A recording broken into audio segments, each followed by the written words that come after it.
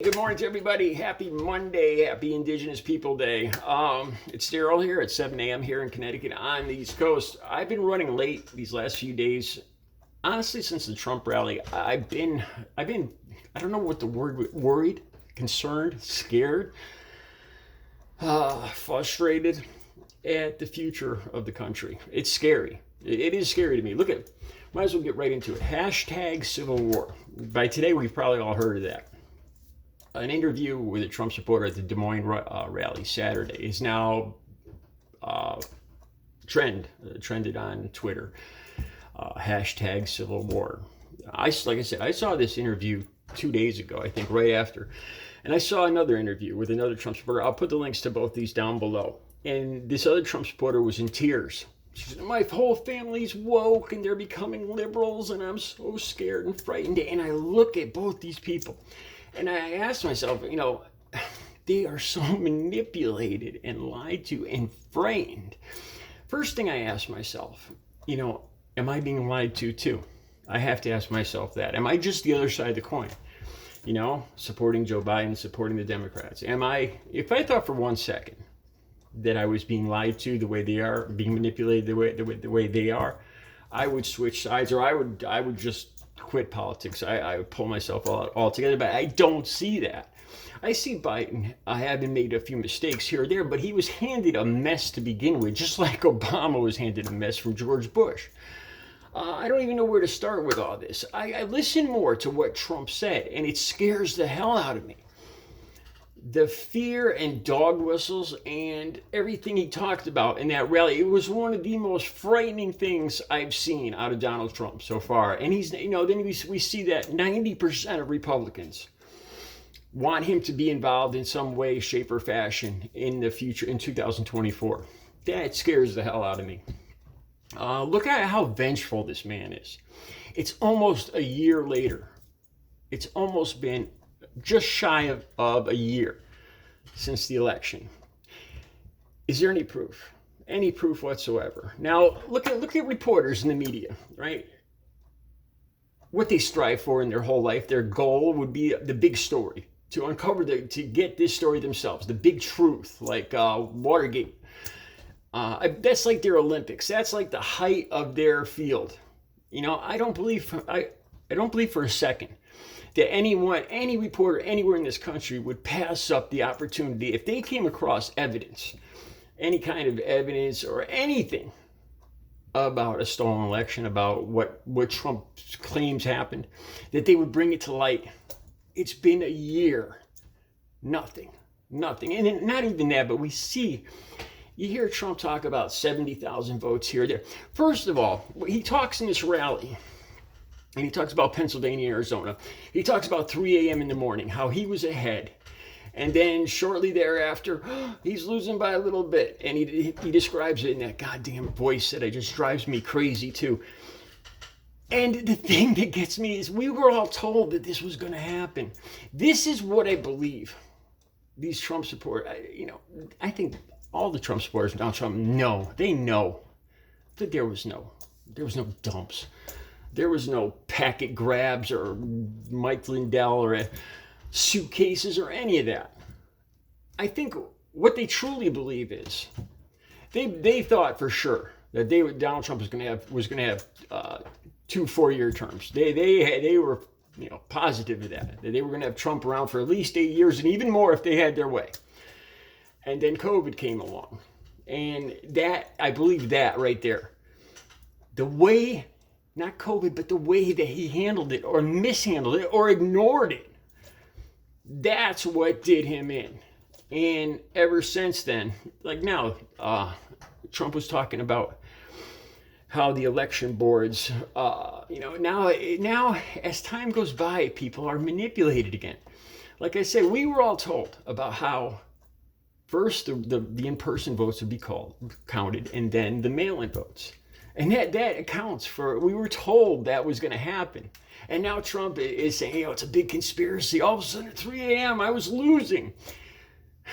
Am I the only one that remembers? This was all logically explained,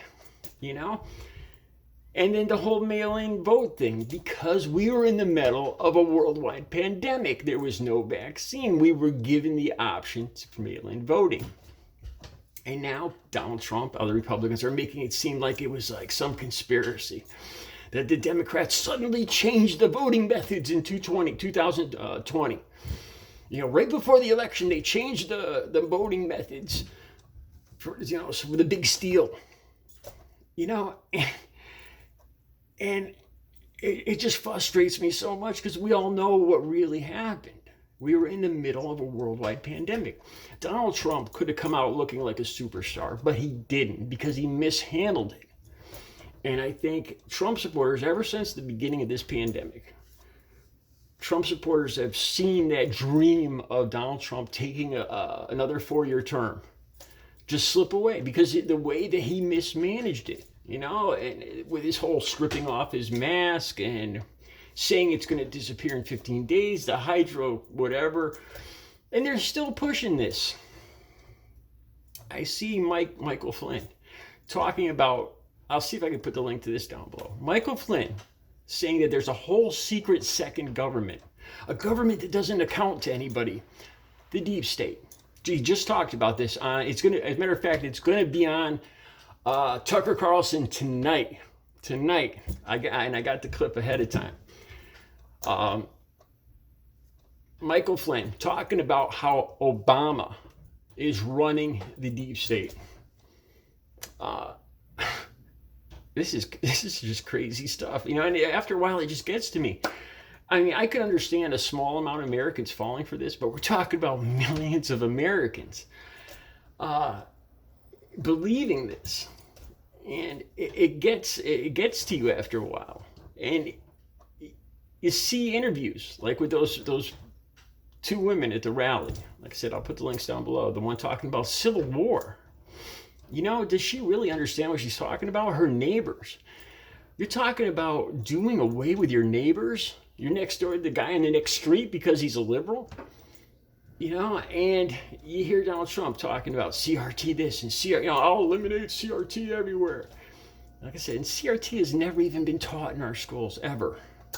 Donald Trump was talking about, in this last rally, he was talking about how the military is woke. And he says it's going to lead to privates telling the generals I don't have to stand up, you can go to hell. This is a private talking to a general. That's what Trump just said at this last rally. So that's what's going to lead, because the military is woke. Now think about this. What just happened? We had an officer, I can't remember what his rank was, but he spoke out. He went out of the chain of command and criticized the whole Afghan withdrawal. He's a Trump supporter. And he did exactly what Trump is talking about. He jumped out of the chain of command. He criticized it publicly, took his superiors to task for the whole Afghanistan thing, and now he's facing all sorts of court-martial or whatever. So right there, we have the opposite of what Trump's saying. The reality is the opposite. The whole thing with schools.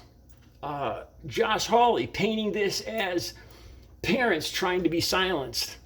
And it happened here in Connecticut. I talked about that in a video where our governor was attacked as soon as he left a PTA meeting by Trump supporters. We see them yelling at these PTA members, the school boards, and they spin this around like, and the FBI is getting involved because we have threats against school board members. And they're spinning around this all around now, that just concerned parents are getting singled out by the FBI because they care about their kids and they don't want them. And this whole the whole critical race thing that's not even being taught in schools ever, anywhere. The level of lies is just unbelievable, and it gets to me. And you see women like this with this civil war, #civil war, and this other woman crying, and she's talking about, doing away with her neighbors, and this other woman in tears. And they're buying this hook, line, and sinker. And Donald Trump just keeps spinning this out. He's not talking about what he would do if he were president, what he would do with the border, what he would do for the economy. No, he's just crying constantly about how he was wrong and it was stolen from him. A year later, and I've just been getting, it frustrates me, man. All right, let me know what you think. I'll be back later with another video. You guys have a great Indigenous Peoples Day. I'll talk about that in my next video.